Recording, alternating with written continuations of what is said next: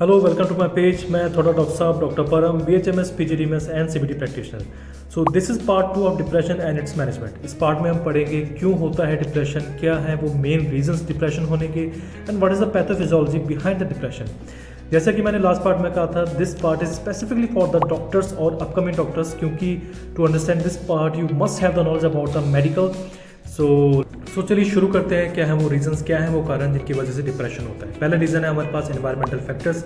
Environmental factors में हमारे पास आता है सबसे पहले चाइल्डहुड का बैड एक्सपीरियंस, है ना। बचपन में कुछ हमने बैड एक्सपीरियंस किया हो जिसकी वजह से लेटर स्टेज में जाके वो डिप्रेशन बन जाता है। सेकंड है हमारे पास क्रॉनिक स्ट्रेस। किसी की लाइफ में बहुत पुराना स्ट्रेस चल रहा हो, किसी चीज़ से वो परेशान हो, दुखी हो, तो वो भी अल्टीमेटली डिप्रेशन में चेंज हो जाता है। थर्ड हमारे पास आता है किसी तरह की मेडिकल कंडीशन चल रही हो, यानी कि जो इंडिविजुअल है, जो पर्सन है, जो पेशेंट है, वो किसी तरह की मेडिकल कंडीशन से सफ़र कर रहा हो, तो उसमें भी क्या होता है कि डिप्रेशन होने के चांसेस हो जाते हैं। उसके बाद अब हमारे पास आता है सब्सटेंस एब्यूज़र, है ना, ड्रग एडिक्शन, सब्सटेंस एब्यूज़र, ये भी बहुत बड़ा रीज़न है डिप्रेशन होने का।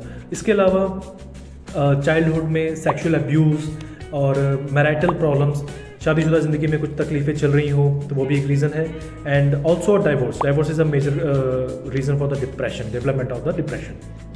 नाउ द सेकंड रीज़न क्या है? Second reason is about the neurotransmitters का इम्बैलेंस होना या डेफिशिएंसी होना कॉजेज द डिप्रेशन।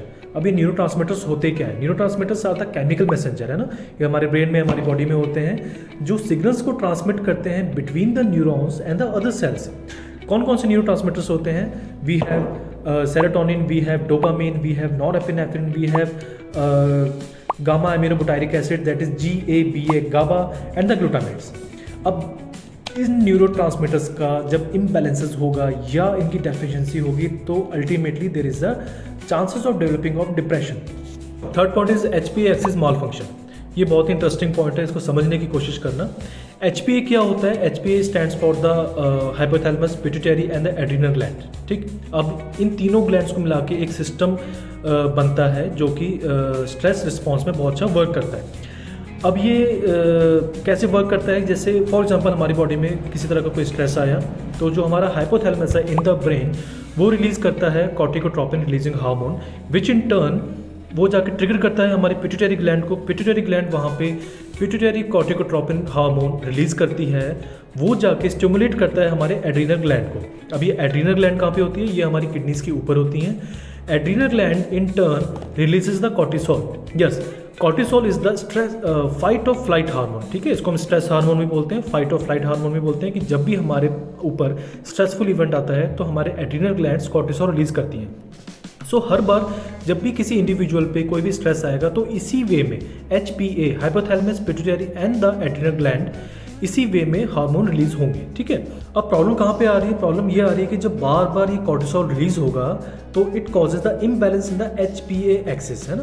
तो एक डिस्टर्बेंस क्रिएट हो जाएगी, एक इम्बैलेंस क्रिएट हो जाएगा HPA एक्सिस में, जो आगे जाके डिप्रेशन का रीजन बनता है।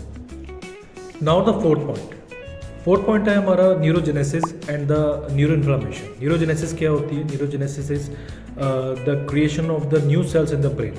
Whenever there is a dysfunction or decreased creation of the new cells in the brain, it will cause the depression।